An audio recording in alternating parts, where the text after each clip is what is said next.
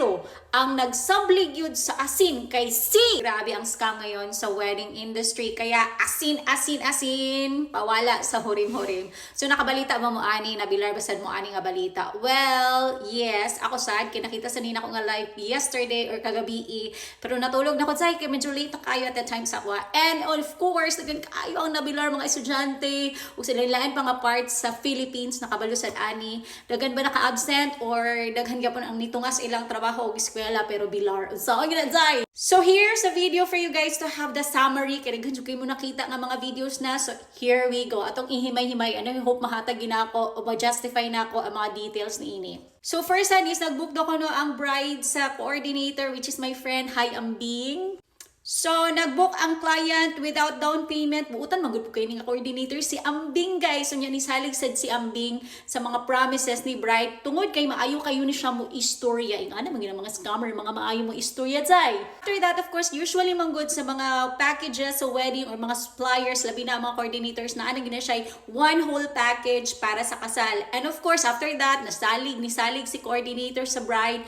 And gibook na ni coordinator tanan mga suppliers and on the day, guys, without down payment, to give you the background of the bride without the knowledge of the suppliers sa kasal o mga coordinator o uban pa, si bride ay tuod kaysa Davao pa lang, known na siya sa mga pang scam. Daghan kayo mga post sa iya sa mga social media platforms kung asa nakita nimo dito nga kwarta gyud usually yung gina-scam. Ang style niya ani is mo istorya siya sa imo in a way nga mutuo ka sa iya kay konyo siya dai, medyo social, so you will know na wala masaligan ni siya kay mo check ka sa siya nga relatives or friends or kaila sila sa mga influential people, apil na ang politics or di ba ka mga vloggers. Asin na issue sa kasal ang iyang gibuhat ani is nagbook siya sa coordinator, si coordinator nagbook sa tanang mga suppliers and on the day wala siya makeup artist. Ay wala siguro na apil sa package.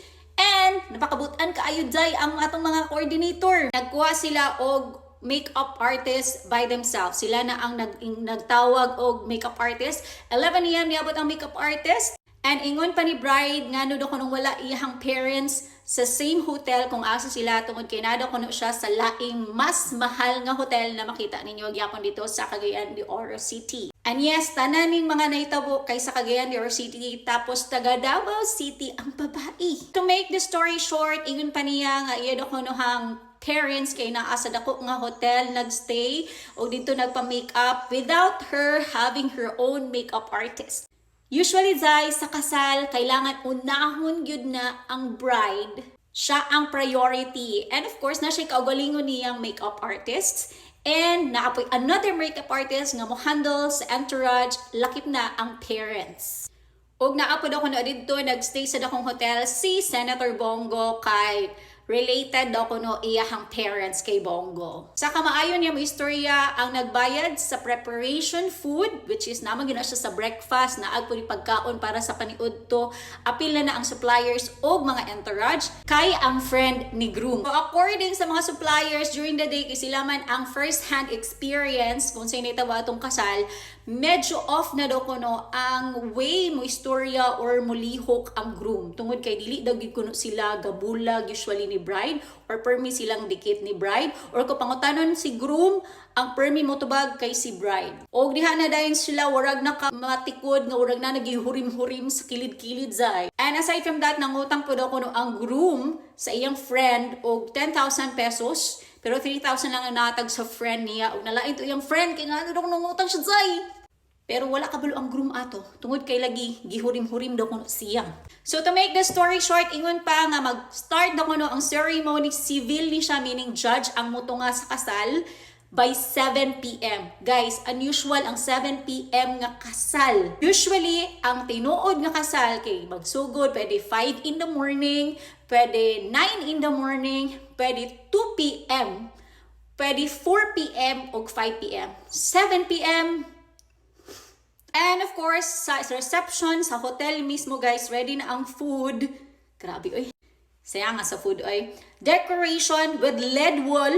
Nagkuha pa gid sila og 360 photo booth. Mahal na siya. Plus, naapagid sila same day edit nga photo and video. Expensive na.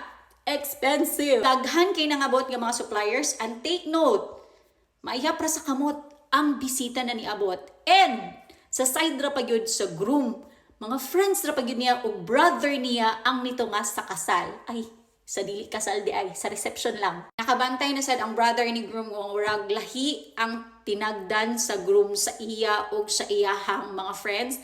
Kay dili daw kung kay siya pamansinzay. Ingon pa nila, according to the friends and brother of the groom, but ano kuno ang groom, busa, warag na unusual sa ilahang nga sa kasal mismo, ing atong mutagad ang groom. Og tungod kay nakamatikod naman ang uban, kay maayo lang lagi kay mo checka kining babayi, so ang checka daw ko no kaya, nagpaila daw ko ni babae nga si Riri Go. Pero dili na niya tinuod nga pangalan. Unya, ilado na po ni siya, once again, dito sa Davao, madagan kay siya gipang scam. Dagan jugay dahil, dagko kayo nga mga amount sa kwarta. So, diri na ta sa asin, pawala sa hurim-hurim. Tungod lagi kinabantayan na sa mga coordinators, sa mga suppliers, sa tanang mga friends ni groom, labi na sa iyang brother, nga urag lahi.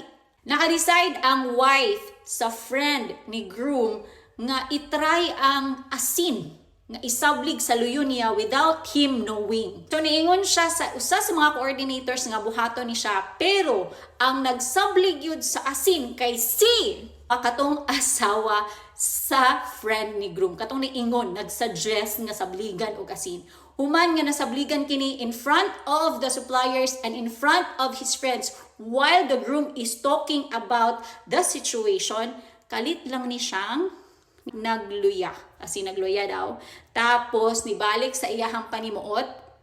O at that time, nabantayan daw nila nga mas klaro mo istorya si groom. And to make the story short, gipramisan daw kono si groom sa bride ni Justin nga, o ni Riri, ni Justin, or whatever, and sa giyangan, nga tagaan ako siya sakyanan, tagaan siya business nga gusto niya, after sa kasal nila. Kay iyahado kunong parents, specifically iyang dad, ang mohatag sa ilaha atong tanan. Yaman. Walay na itabo nga kasal, guys. Nagulatan ng mga suppliers, apil na mga DJ, technical people, hosts. Walay gyapon nga host, kay ngon niya taga Davao daw kuno iyang host. Nabalaka ko. Nagani dili ako na host. Coordinator nga grabe ang salik sa iyaha. Tanan mga assistant coordinators, apil na makeup artist nga on the day gitawag niya for her own makeup nga ang nangita kay ang mga suppliers na lang kay gitabangan niya lisod sa kaayo walay makeup ang bride, and tanan mga tech people, TJs, all the suppliers, apil na photo booth. My gosh, ang photo and video team, I'm sorry guys, most of them are my friends kay pariha mi og field na ami sa events industry sa Cagayan de Oro City. I miss you all there sa Cagayan de Oro City. I hope na mention ako mo tanan, but I know daghan jud kaayo ang tech people, ang stylists, no, ang mga tig-decor sa venue, silang tanan na scam. Pati si groom matud pa nalumay or nahurim-hurim ni bride. Kung unsa man galing na siya nga hurim-hurim, masold out gyud na zay.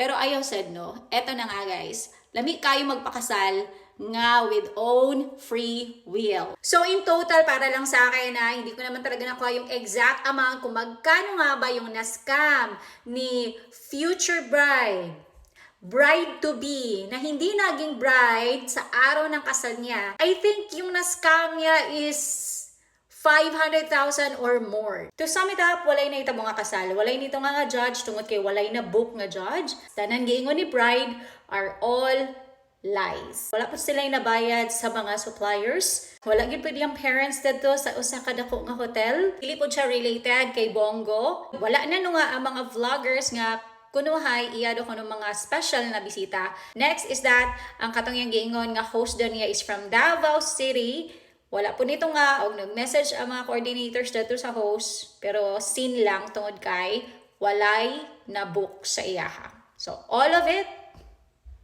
are scam. Ito na yung lesson.